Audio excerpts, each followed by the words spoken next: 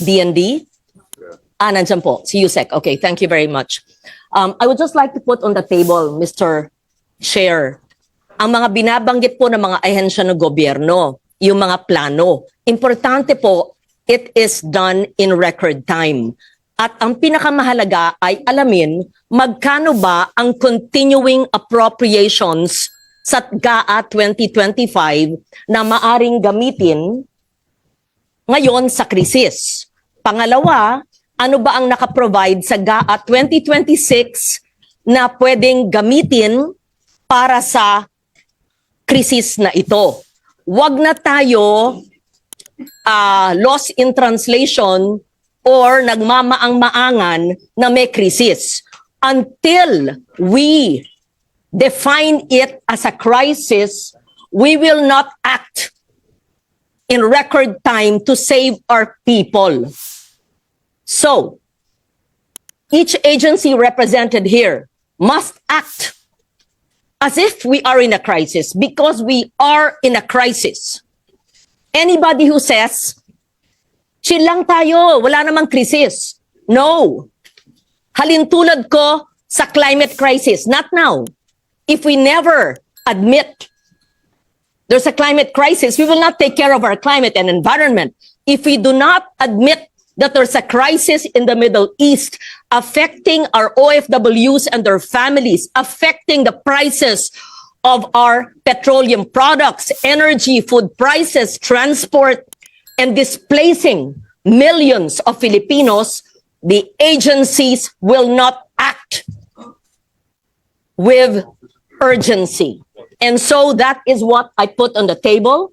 And what I would like to hear, Mr. Chair, is magkano ang pondong available? Hindi promise ha, hindi saro na walang NCA.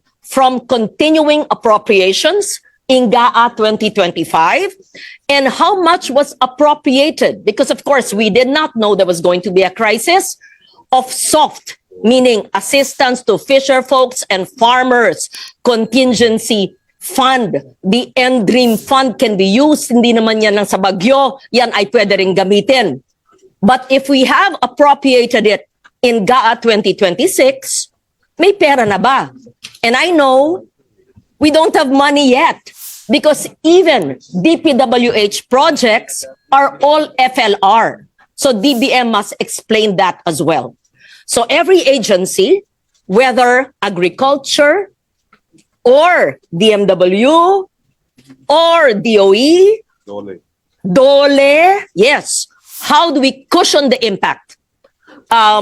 I lay that as my premise, Mr. Chair, and you being the chairman of the Committee on Finance, because we can have all these PowerPoints, pero pag kumakalam ang tiyan ng mga mangingisda, ng mga drivers, ng mga sa transport sector, ng lahat, ang dating middle class ay ngayon lower class na at hirap. So gusto natin makita ang pag-translate ng mga PowerPoint na yan na ginawa sa mga air-conditioned na tanggapan into actual jobs created, actual food on the table of every affected Filipino family. And I will ask, I need to know the answer. Dapat to on the ground ha, on the ground. Hindi tayo parang budget hearing tapos prospective. Paliwanag ng DTI, paliwanag ng DA, paliwanag ng DOE, paliwanag ng DBM, ipaliwanag ng lahat kung paano at ilan ang mapapakain natin. Kamukha sinabi, 40,000 farmers and fisher folks ang matutulungan ng subsidiya. Alam naman ng expert natin sa agrikultura at fisheries, hindi lang 40,000. Yung iba, hahayaan na lang natin mamatay o magutom.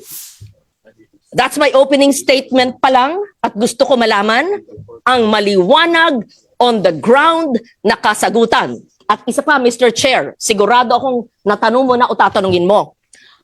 Anong mga pondo sa 2025 ang hindi nagagamit na pwedeng wag na ito?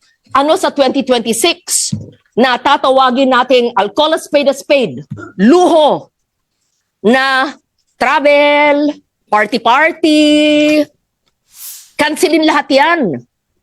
At paano yung pamamaraan na ikalap yung pondong yan para ibigay hindi lang sa piniling 40,000 na magsasaka at mangingisda. Lahat. At lahat ng mga drivers, lahat ng mga apektado sa krisis na ito. And I bring it back to my first statement. We must first admit that there is a crisis for us, for all of us, to act with urgency.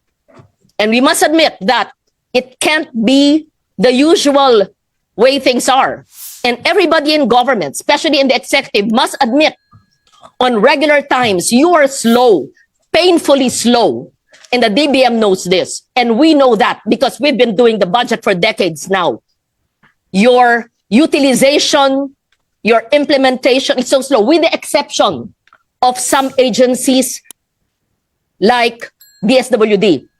I think SecRex is the only cabinet member. When I call half a ring, he answers. And he's quick, he's on the ground, he knows what's happening. I wish everybody could emulate that. Yung iba nagatago. So having said that, Mr. Chair, I did not want to deliver a motherhood opening statement. I want to hear from DTI, how will you lower the prices of basic commodities? I want to hear from the DOF and BIR and DOE and ERC. How will you delete the collection of VAT on those that are not supposed to be VATable? And I hope you know what I'm talking about. You better be prepared. That's my opening statement, Mr. President. This applies to everyone, all the resource persons who are here. I hope to receive the answers in the next few minutes or hours. Thank you, Mr. Chair.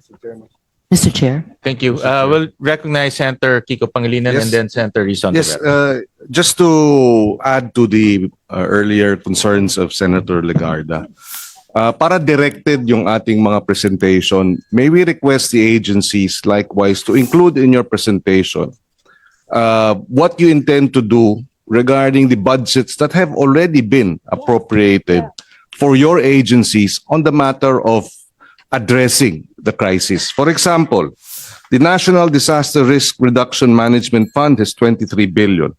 The DSWD AX has 63 billion.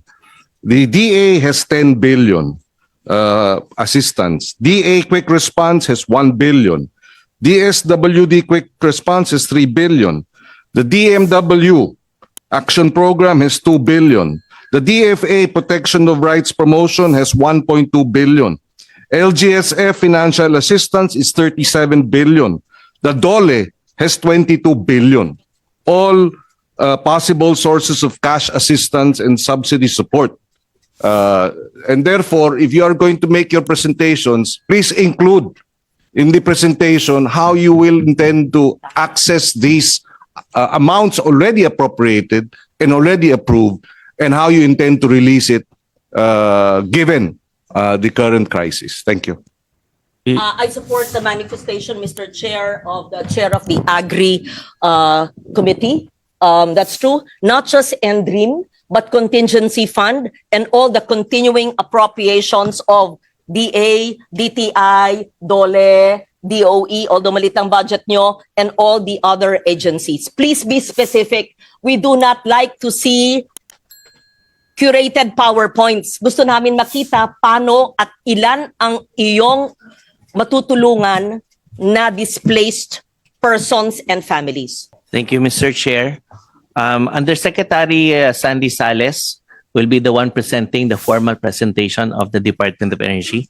Good morning to you, Mr. Chair, to the honorable senators, to our colleagues, sa ating mga kababayan. I'd just like to report that when we had these reports on the Middle East crisis, immediately upon the instructions of the Secretary, I coordinated with DILG Secretary John Vic Remulla on March 4, 8:06 p.m. And immediately he said, go to USEC Iringan and At 8:22 p.m., we were already in contact with Yusek Iringan and the DILG staff. The following day, we were already coordinating closely, specifically 7:10 a.m. with Director Robin Lim.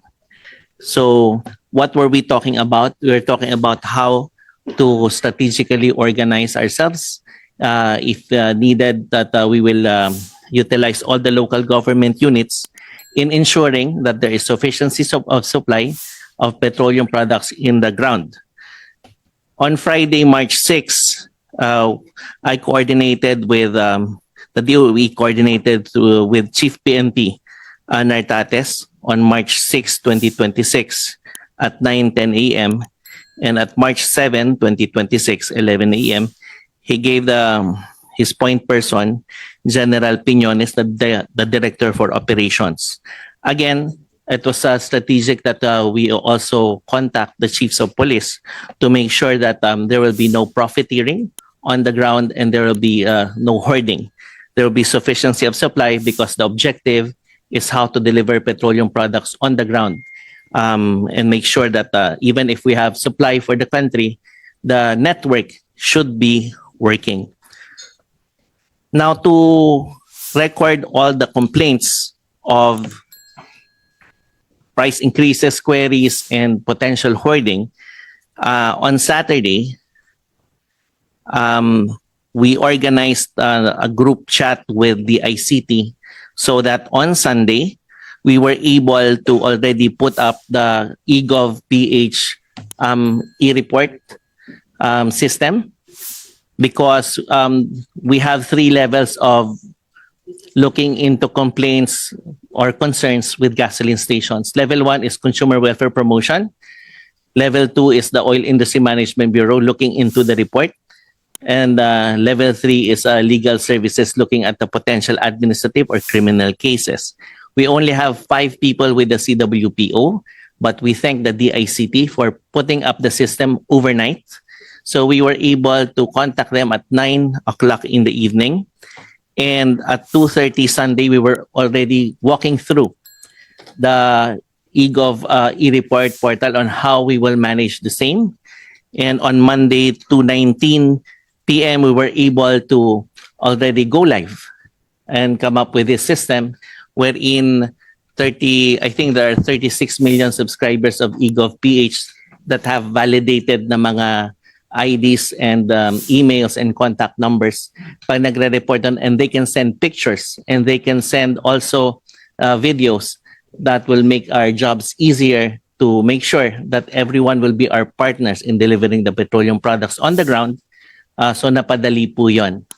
So for that, Mr. Chair, Honorable Senators, we first turn it over to Undersecretary Sales on the supply and other issues, and also the other guidelines. We will turn it over to Director Rino Abad from the Oil Industry Management Bureau. With your permission. Yeah, go ahead, Yusek Sales. Thank you. Magandang umaga po sa lahat. So si Yusek Wimpy, naghati na kami, type enforcer on the ground, and myself looking after making sure we continue to have supply coming into the country.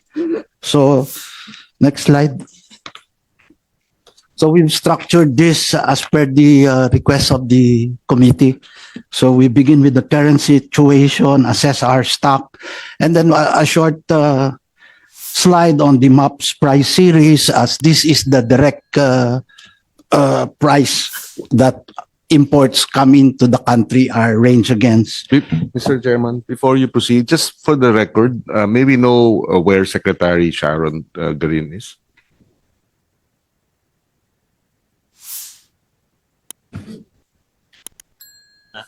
Alam ko, papuntang Malacanang.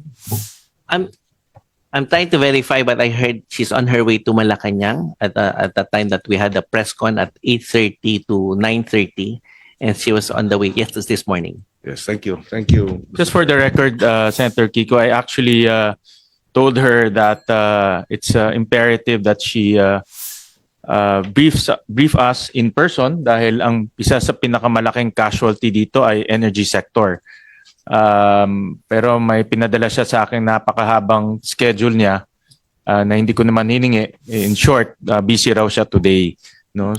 Pero sabi ko nga sa kanya, kung merong isang dahilan kung bakit tayo nandito, ay dahil mataas ang presyo ng langis at hindi rin natin alam kung tuloy-tuloy pa yung supply natin. Kaya sana makarinig namin sa ating secretary kung ano ba yung kanyang plano.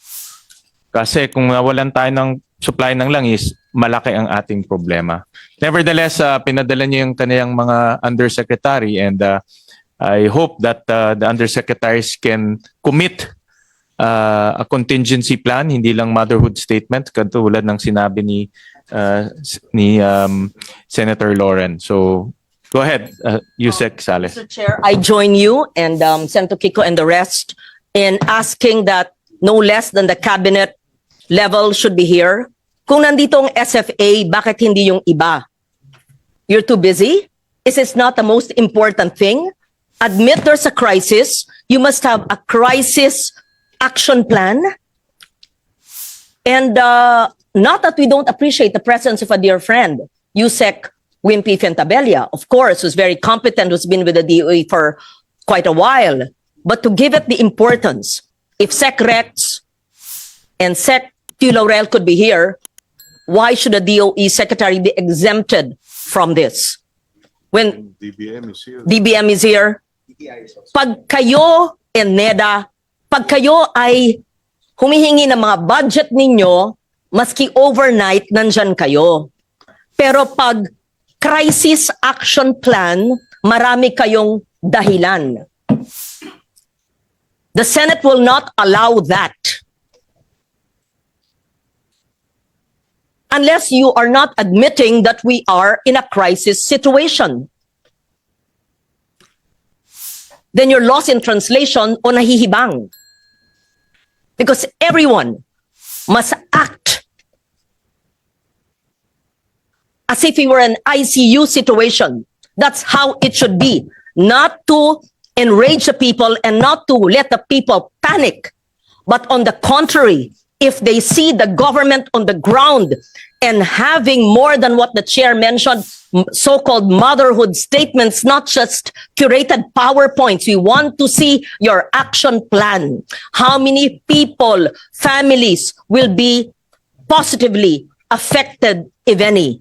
And what are the monies, the funds needed for continuing appropriations? And what are the line items in GAA 2026 na pwedeng ikalap maging savings para ito ang gagamitin? Tapos sasagutin ng DOF at ng DBM saan manggagaling ito considering 2.5 months pa lang at aminadong wala pang pera ang gobyerno. Pinapaasa ang mga tao tapos walang ibibigay. Hindi pwede yon. Tapos wala pa ang ibang kabinete dito. Pag sa ibang bagay, mabilis pa sa alas 4. Pero sa krisis, wala. Ano ba kayo? Thank you, Mr. Chair. Thank you. Thank you. Go ahead, Yusek Sales. Thank you, Mr. Chair. So that's the outline for today. We'll cover the 6 areas hopefully very quickly. In the end, we will have a recommendation for specific legislative asks to enable the contingency program, especially the Tier 3 that we'll present. Next slide. This is the current situation. So beginning this Tuesday, there's another increase. So the left panel is the range for diesel. We're showing diesel because this is itong pinaka-importante day-to-day fuel natin. So ang range natin ngayon ay 105 pesos to 134 pesos sa pump price. These are going to be yung prices sa Metro Manila sa highly urbanized areas in the Philippines. No, ang adjustment reflected on the pump is 13 to 18 pesos po. Ang DOE nag-signal ng breach ng ating $80, actually umabot ng 89.02 nung nakaraang March 13 po. And we'll have a short slide on why. Baka hindi na ito angkop na trigger yung Dubai. ginamit namin sa analysis 5950 but we all know that has now moved to 60. So maliit pa lang. Next slide. So this slide shows yung ating current inventory as of Friday, March 20. Yung dark blue, this chart is in days po. And iba-ibang produkto nandyan po, diesel, gasoline, LPG. So yung dark blue are actual stock in country. So sa diesel may 46 days. This is based on our average utilization, daily utilization. Yung light blue color po, yan po ang nagre-represent ng physical limit ng ating storage tanks in country.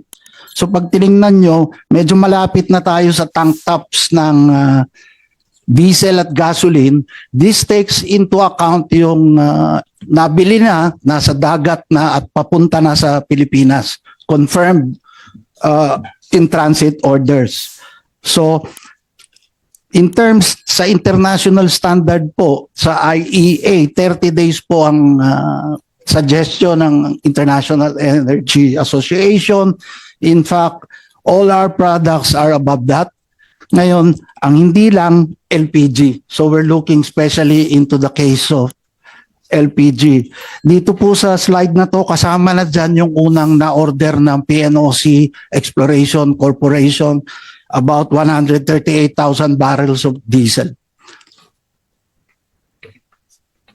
So, ang sunod namin tinitingnan actually is yung ating LPG at yung jet fuel. Yung fuel oil po, karamihan dyan ay for generators na natitira na lang.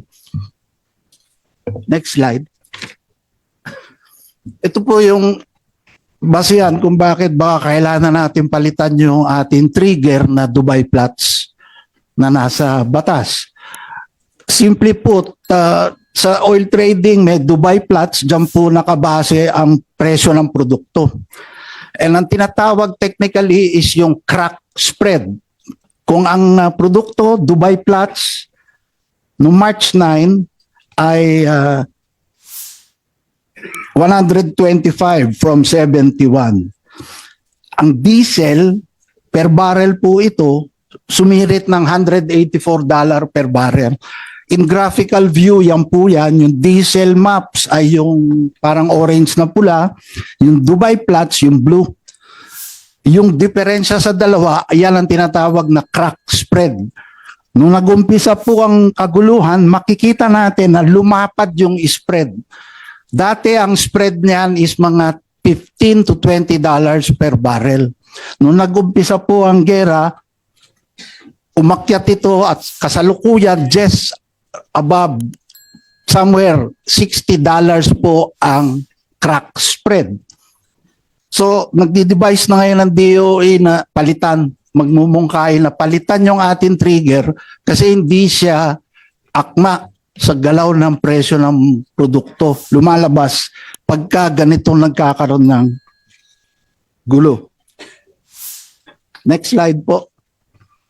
Nagpadala po ng 5 senaryo, different price levels.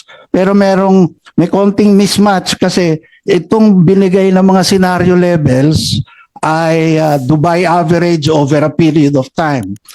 We try to match it dun sa actual na maps po ito at malaking impluensya yung crack spread. So based on that, ang tingin ang evaluation ng DOE is actually nasa scenario 3 na po tayo na binigay po ng committee. So scenario 3, lumalapit na po tayo sa scenario 4. And precisely why we think that it's more appropriate now kasi parang lumalabas yung trigger na huli. When in fact, kung na-redesign natin yung trigger to something more appropriate now, like basing it on maps and yung appreciation, maybe yung trigger mas maagang dumating. Kasi yung trigger dumating March 13 po nag-release because Dubai Platts ang nakalagay. Pero when in fact, 2 days after, kung nasa maps ang trigger, na-trigger na po natin. Sorry. Anong dapat ginawa? Or anong dapat gawin? Anong pumungkahin nyo? Well, we're doing a policy note on changing the trigger, hindi po nakaano sa Dubai Flats.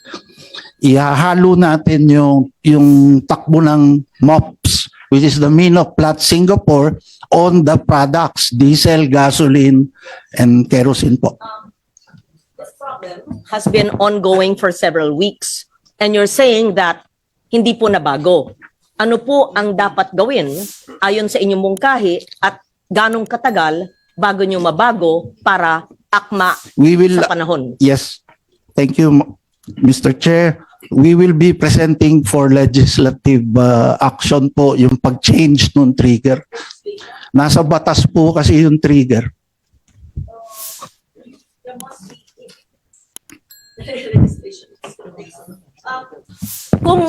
Kung batas po yan, kung batas po yan, kung paano ko lang batas, tanong ko, nabigay na ba nyo sa Senado at sa Kongreso yung bill?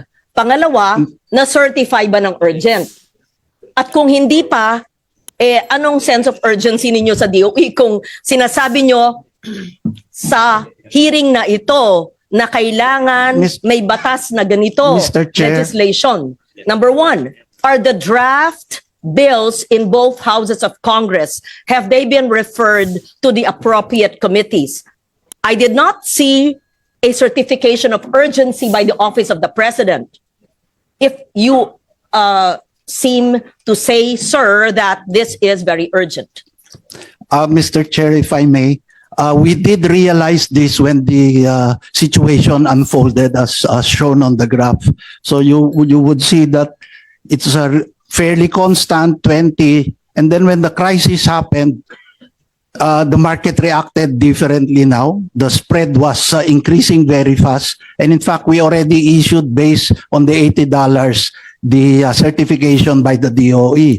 So with this realization, we said that we need to change. Because with what has recently happened, we need to change the trigger probably to make it more reactive to situations like this. Just to clarify, yung trigger kasi is meant to do two things. One is to trigger the suspension of excise tax. Two is to release the Pantawid Pasada under DOTR. But ito are for purposes of triggering the release of funds. Ang DOE should have a much different trigger. Dapat mas maaga kayo, wag niyo nang antayin yung mga trigger sa loob ng GA kasi hindi yan para sa inyo. Para yan sa release ng funds. No, so ang punto ko, nung nangyari na yung digmaan, ang analysis ng DOE should be very different. I don't think you should blame the trigger. Kaya late tayo umakto. Kasi iba yun eh. Ibang-iba yun. But again, with the indulgence for colleagues, but let's allow DOE to finish first, and then later on we can Thank you. propound those questions. And then after that, we'll go to DepDev para to look at the inflation scenario and also to the Department of Agriculture for the spillover effects to food security. Thank you, Mr. Chair. Yes. And before I propound questions later, pagkatapos lang po ng DOE presentation, meron lang akong immediate na observation sa presentation nila kasi it relates po dun sa interpellation natin ng excise tax bill. Salamat, Mr. Chair. Thank you, Senator Risa. Go ahead, Yusek Sales. Thank you po. Next slide po. Now, this is just a graphical presentation against the 5 scenarios. So yung second clustered columns, yan ang current situation na po natin. And you can compare dun sa scenario 1, 2, 3, 4, and 5 using yung time-bound and Dubai average. So in reality, as of this week po, nag-i-straddle na tayo between S3 and S4 scenarios that were given by the committee. So yan po ang situation ngayon linggo. Okay, next slide po. Baka medyo maliit pero nilagay lang namin yung action ng DOE in terms of yung immediate tier 1, tier 2 at saka tier 3, 30-day, 90-day and beyond 90 days. So yung nasa unahan was yung sinabi ni Yusek Wimpy, during the first week of the situation, intensified inventory check. We wanted to make sure anong estado ng ating supply. Nag-coordinate sa LGU, PNP to check on profiteering and hoarding. Tapos immediately we engaged the oil companies for potential mitigation in price adjustments, like what happened in the first 2 weeks that they were staggering the increases. Then we intensified the energy savings program. In fact, we instituted work from home, carpooling in the department itself. We also went out to the other national government agencies for for their implementation, more intense implementation of the energy savings programs in place. We also activated PNOC and PNOC EC to try and look for other sources. And in fact, yung first cargo na in-order ni PNOC EC is arriving towards the end of this week. Diesel po siya. Dadating po sa Subic ngayong linggo. We also engage with the different embassies to ensure yung mga existing contracts po natin, kasi karamihan ng produkto natin ang gagaling po sa South Korea, China, Japan, Malaysia, Singapore, around the region lang, malapit. But we talk to all of the ambassadors here, and in some of the instances directly talk to their Ministry of Energy or to ensure that yung existing contracts yun na order na in place ay wag pong tamaan ng any sort of export ban. And in fact, kaya medyo gumanda yung inventory, may deliveries na dumating from China, South Korea, Japan. Yung usual suppliers natin are still coming in. That's why yung pinakitang inventory is relatively high. May 38 days po tayo sa gasoline, 42 I think days sa diesel, and more para sa bunker fuel. No?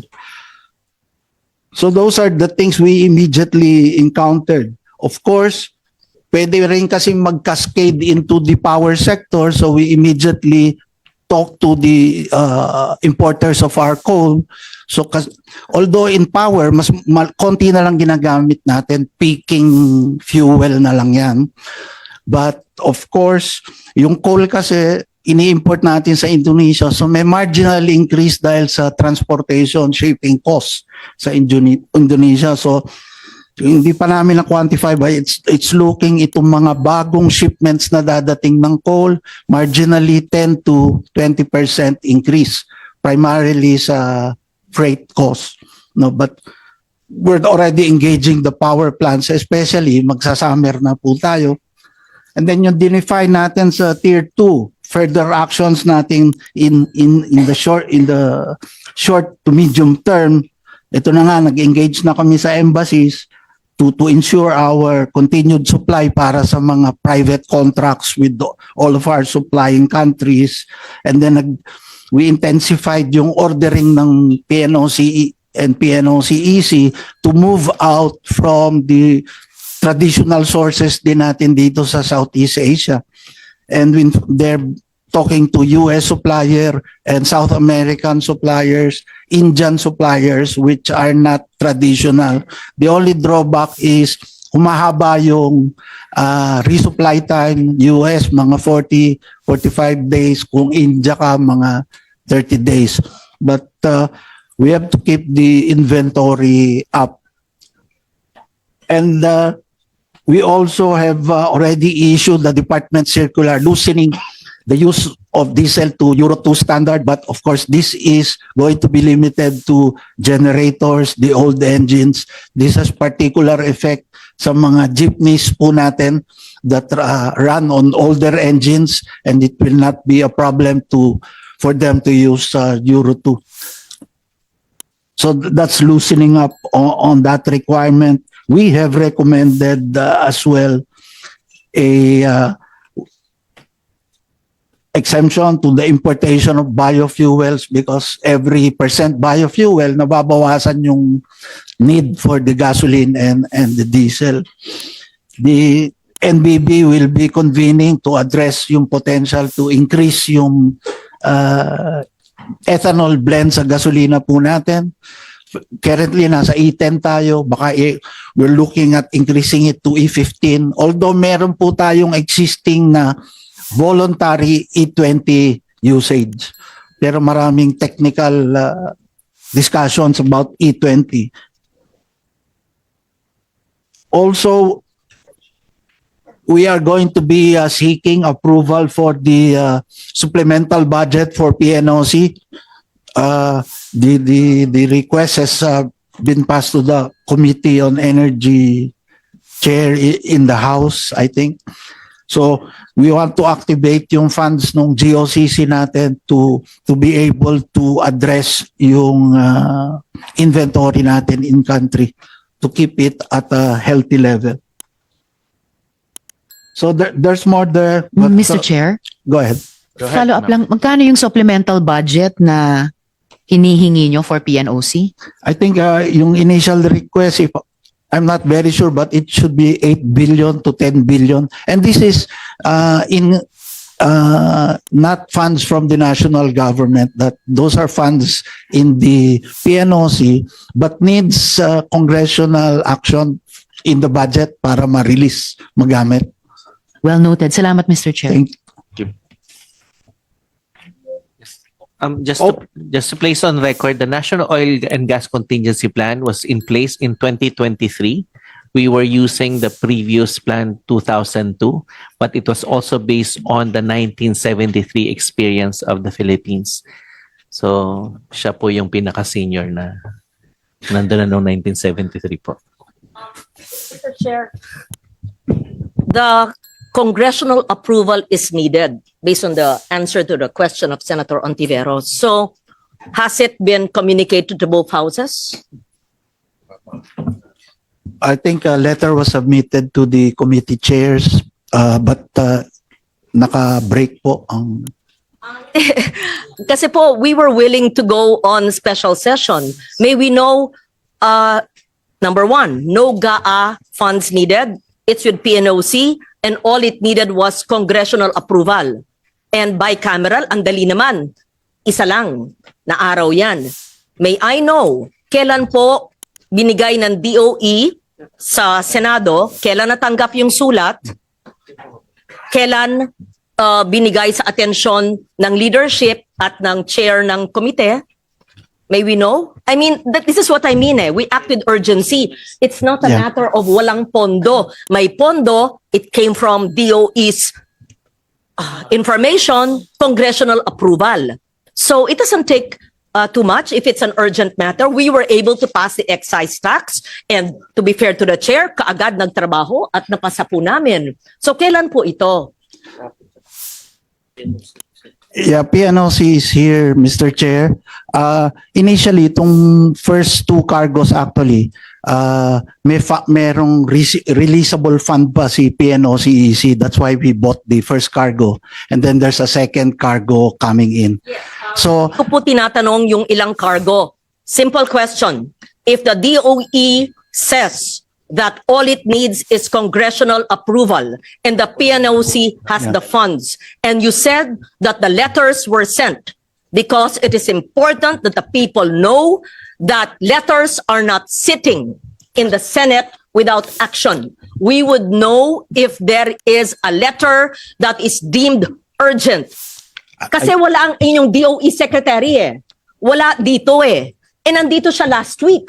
Sinabi ba niya sa chairman ng Energy? Sinabi ba niya sa leadership sa Senado? Wala. Ang kanyang linalabi yung biofuel. Sinabi ba yan? Because this is so urgent. It did not come from us. It came from the DOE. May I just know the date? Sir, I know you're a technical person and you seem very knowledgeable. I just need to know, it's an admin matter. Can we kindly put on record after this presentation, Mr. Chair, just bear with me, so that hindi ang itsura nakapending sa Senado, tapos sasabihin nyo, kasi po nag-break, excuse me, hindi po nag-break ang Senado na hindi inaaksyonan ang hinihiling ng executive. Dalawa ang inyong hiningi. Excise tax, napasa namin. At sabihin nyo on the record, kailan nyo mai-implement yan at ang gulo ninyo. Sinabi nyo, excise tax, kailangan urgent.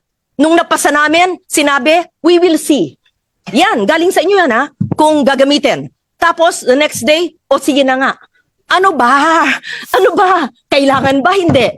It was deemed urgent, napasa. Tapos, pagkapasa namin, we will see. I'm quoting the executive, nanggaling sa inyo yan. Tapos ngayon, gagawin na. And cite the impact, mararamdaman pa. Yun ang sabi ng chair no, ni Senator Pia.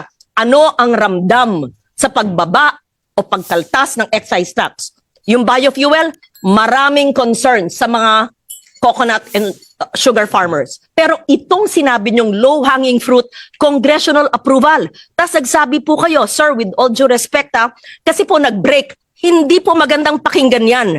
Hindi po mag-break ang Senado kung sinabi niyong kailangan ng congressional approval ang paggamit ng PNOC ng kanilang pondo. Pakilagay po sa record after your presentation and we give a chance to the others, Mr. Chair. Because it's important na hindi tinuturo sa atin na nag-break tayo kaya ang PNOC hindi makagamit ng kanyang pera. That's unfair. Ang secretary nga ninyo wala dito Kung anong pamumulitik ang ginagawa na naman ng sekretary nyo. Break tayo session pero tuloy-tuloy pa ho yung aming hearing. Yes, of course. At kung kailangan po mag-convene, ready naman po magkaroon ng Yes. special session at any time. No? It's important. So- When did you give the letter, ha? Kasi, alam nyo, hindi pwedeng tinuturo-turo nyo kami. Hindi nyo pwedeng sinasabi, makinig kayo. Huwag kayo nagpapalusot dito, ha? Sinasabi nyo, yung letter na sa inyo Tapos nag-break kayo. Double jeopardy. Hindi pwede yon. Sorry, hindi po kami papayag nun. Kung alam po namin hindi kami mag-break, tama po ang chair. Tinan mo nga, mag-break. Gusto nyo Holy Week, magtrabaho tayo dito Darating lahat ng secretary. Burn the midnight candle.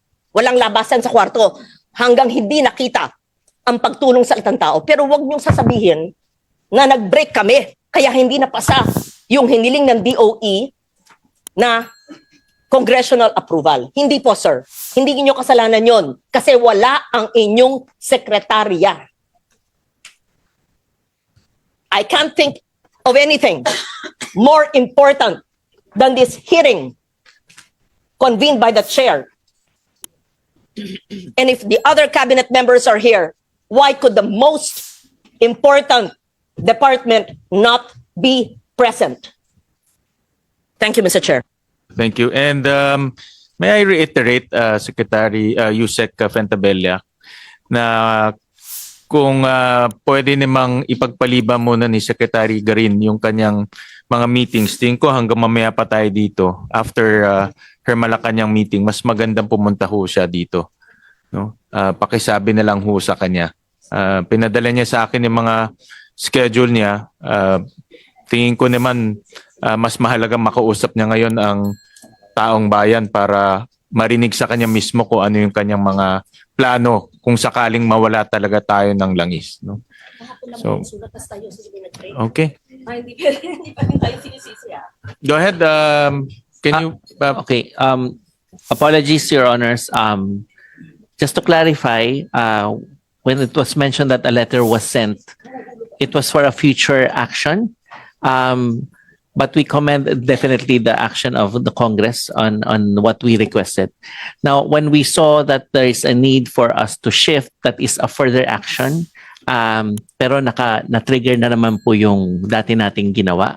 And secondly, on this one, may nakita lang po kami another improvement. That's why we immediately sent the letter. But that was just yesterday po. So it's definitely unfair for the Senate to be on the record na naka-break. Pero apologies. But we certainly just want to place it on record that we are doing all these and immediately forwarding our observations to the Senate or to the House. Yung mga nasabi po ni Yusek Sales, yung mga iba po doon ay for future action. The trigger, even though we needed to shift, na-trigger na rin po naman siya. So, Ang sinasabi lang po natin, paano po ba tayo may improve moving forward? And also for the PNOC, there are funds available. But how do we improve further? Yun po, that's why we sent that letter yesterday, just to set the record straight po. And definitely, the Secretary will be informed po of the Chair's message. Thank you very much po. Thank you so much to our dear friend Yusek Wimpy for clarifying that. It is important we put things on the proper perspective and accurate. Kasi pag soundbite lang, kailangan congressional approval. Pangalawa, kasi nag-break. Hindi pwede yon. Imposible naman namin hindi inaksyonan. Kahapon lang pala. Pero we can take things into consideration if it's deemed urgent or can it wait until May. As the Chair has said, naghihiring naman tayo. Kaya lang, ito po, Mr. Chair, may tanong kami ni Sen Kiko, hindi namin makita. Binasa po ng DOE yung mga urgent contingency plan. Ang pagkaintindi po namin, work from home at carpooling. So, ano ba ho ang top 3 na pinakamahalaga na ginawa ng DOE para maibsan ang pagtaas ng presyo ng petroleum products at matulungan lahat ng sektor? Kasi ang narinig namin yung carpooling at saka yung work from home Hindi naman po yun emergency situation lang. Marami pang ibang dapat na mararamdaman po ng tao. Hindi namin makita yung iba. Thank you. So, the first ones that we definitely did was to coordinate closely with the DILG. Yung coordination po with the DILG and with Yusek Iringan, it brought about an online meeting last Wednesday with all the mayors Luzon, Visayas, Mindanao, and some of the governors were present as well. These were to align yung mga roles and mga basis ng batas para ipatupad po natin yon. The other one is how to make sure that we have supply. So aside from the private oil companies going about with their partners and suppliers on the contracts of where and when they will get their products, there is that added venue or channel wherein the PNOC or the government is also looking into additional suppliers just to make sure that we have the supplies needed. Kaya nga po, yung inventory natin, it's not breached. We have sufficient supplies and hindi pa rin tayo, we will not let our guards down. That's why we mentioned that aside from the existing money, we may need additional arsenal and additional options. But nonetheless, again, we apologize for that. We will be more circumspect in our statements. But it's definitely thanking the committee for holding this meeting because in our way forward, and that is the third one, no, kasi it's really supply on the ground and supply for the country. On our way forward, it is really imperative for us to pursue the transition. What makes the situation different from 1973 is now we have electric cooking more available. Now we have more renewable energy and indigenous sources that we just need to fast track. And sometimes we need more bold reforms so that we can have a faster way forward in having a more secure, not only for energy, but over our national security. So we commend the DMW and the DFA for their presentations na yung mga OFWs natin, pinapasalamatan natin, pinapangalagaan natin. Pero isipin po natin that our energy behavior should support what the OFWs are doing. They are sending us dollars, and yet we are sending out dollars because of our energy behavior. So we need to focus on the solutions previously given to us, but there was a lot of things that happened that even included the downgrading of the Ministry of Energy to an office, and then it was reborn to a department. But still, the march towards energy independence that is aligned with climate change, nandun po siya lahat. We just need to move faster. And this is an opportunity. Every challenge gives an opportunity. So yun po yung siguro pangatlo na masasabi ng DOE na kailangan talaga whole of nation siya to make this country stronger. We need more of the indigenous. We need teamwork on the demand side, energy efficiency and conservation, the carpooling, the work from home, and other strategies that does not reduce our productivity. So yun po yung pagiging wais sa paggamit natin ng enerhiya.